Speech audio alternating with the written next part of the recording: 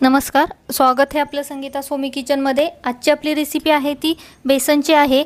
बेसनची ही वेगळ्या पद्धतीने सुक्क बेसन बनवलेलं आहे आणि एकदम झटपट असं तयार होतं। ज्यावेळेस आपल्याकडे कोणती भाजी करायला नसते तर त्यावेळेस आपण झटपट असं करून टिफिनलाही देऊ शकतो किंवा मग घरामध्ये भाजी ही सकाळी संध्याकाळसाठी बनवू शकतो।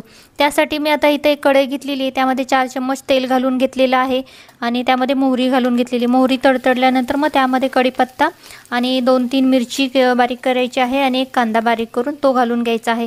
कांदा चांगला भाजायचा आहे। कांदा भाजल्यानंतर त्यामध्ये चवीनुसार मीठ ॲड करायचं आहे आणि त्यानंतर मग आलं लसूण पेस्ट असेल तर तुम्ही ती वापरू शकता, नसेल तर नाही वापरली तरी चालेल। नंतर त्यामध्ये मी हळद घातलेली आहे आणि त्यानंतर थोडंसं हलवून घेतले। त्यानंतर जिरा पावडर आणि धनिया पावडर फक्त घालून घ्यायची आहे।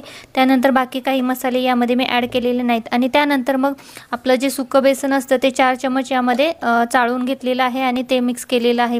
त्यानंतर हे बेसन आहे ते चांगलं भाजून घ्यायचं आहे, एक 3-4 मिनटं चांगलं भाजल्यानंतर मिक्स झाल्यानंतर त्यानंतर मग आपण त्यामध्ये थंड पाणी असतं ते पाणी आपण यामध्ये एकदम थोडं थोडं म्हणजे भाजल्यानंतर आपण हे करायचं। पण जर बेसन कच्चं राहिलं तर त्याला मग बेसनचा वास येतो आणि ते त्याचा फ्लेवर असा थोडासा वेगळा लागतो। तर आपण जे पीठ आहे ते एकदम चांगलं खरपूस भाजायचं, जसं आपण लाडूला भाजतो किंवा हलव्याला भाजला जातो रवा, त्या प्रकारे आपण भाजून घ्यायचं आहे आणि त्यामध्ये एक 3-4 वेळा थोडं थोडं पाणी घालून आपण हे शिजवून घ्यायचं। हे पटकन शिजलं जातं पण एकदम पाणी घालायचं नाही आहे, त्यामुळे ते एकदम पातळ होईल। थोडं थोडं पाणी घालायचं, 1-2 चम्मच, आणि असं आपण हलवून घ्यायचे। बघा आता आपलं बेसन तयार होत आलेलं आहे, शिजलेलं आहे आणि शिजलेलं बेसन लगेच समजतं, एकदम सॉफ्ट होतं आणि त्याचा कलर चेंज होतो।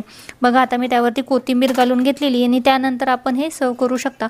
भाकरीसोबत, चपातीसोबत खूप असं अप्रतिम लागतं। तुम्ही टिफिनलाही मुलांना देऊ शकता। चला तर मग चॅनलला सबस्क्राईब करायला विसरू नका। थँक्यू।